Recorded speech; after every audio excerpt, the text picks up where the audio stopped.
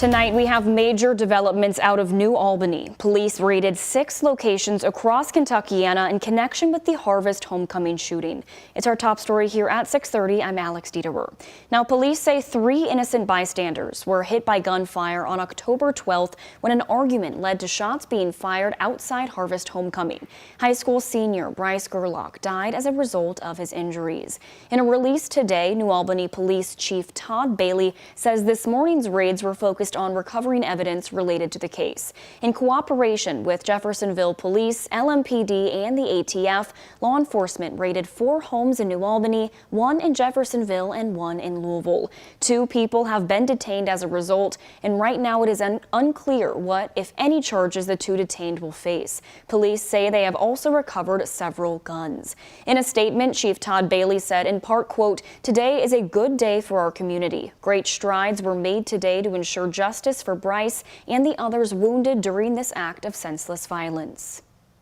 And today, Indiana State Police are investigating a separate incident in New Albany that happened last night. State Police say 68-year-old Kevin Campbell shot and killed a man in his yard that was carrying a sword. We did learn today that the 2 men do know each other. WHAS11's Alexandra Goldberg and photojournalist Aspen Hester have the details. Police say this is the residence where the incident occurred. Police say the confrontation happened at the front door, and the gunshot victim was laying in this yard for nearly 2 hours before police were called on scene. Indiana State Police say it was a confrontation between 2 men who knew each other. Police say around 5 p.m., 68-year-old Kevin Campbell heard a knock on his bedroom window, grabbed a small caliber rifle, and was met at his door by 41-year-old Christopher Proctor holding a steel sword. Detectives believe Proctor approached the doorway with the sword, Campbell then firing a single bullet to his chest. Campbell called police nearly 2 hours later and was charged with obstruction of justice, a felony. This was simply a matter of a confrontation that occurred very rapidly.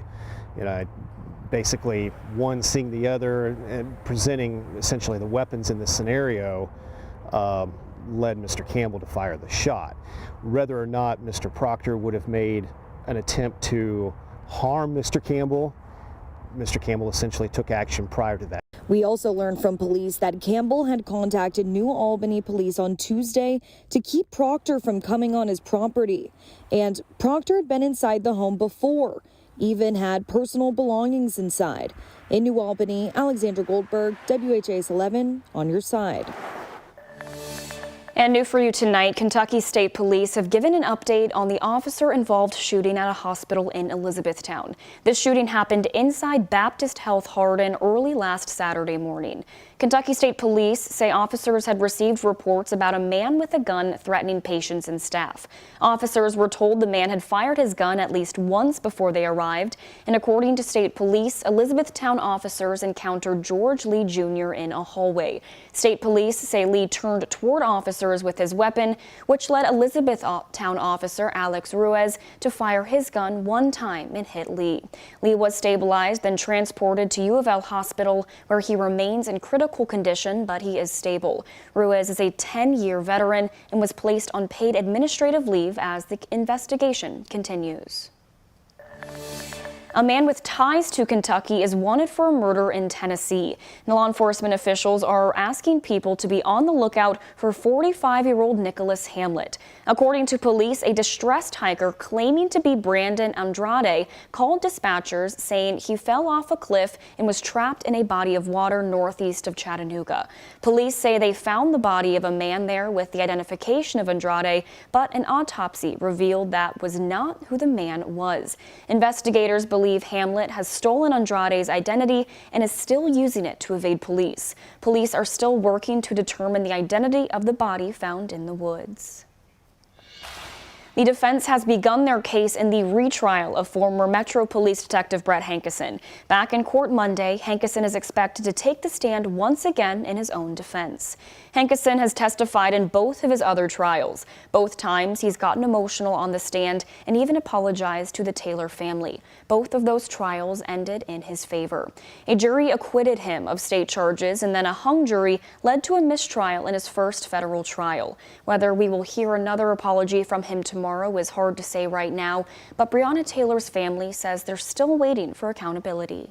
He was reckless in his actions, and that he made himself accountable on the stand. So I hope that the jury listens to the facts.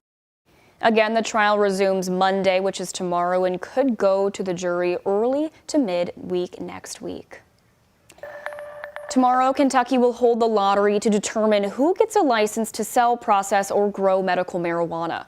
The Kentucky Office of Medical Cannabis says it received almost 5,000 medical cannabis business licenses during the application period this year, and 918 of those were for cultivators and processors. On Monday, 14 licenses will be randomly given out, and 2 cultivator and processor licenses will randomly be given out. That drawing is taking place tomorrow, October 28th at 2 p.m.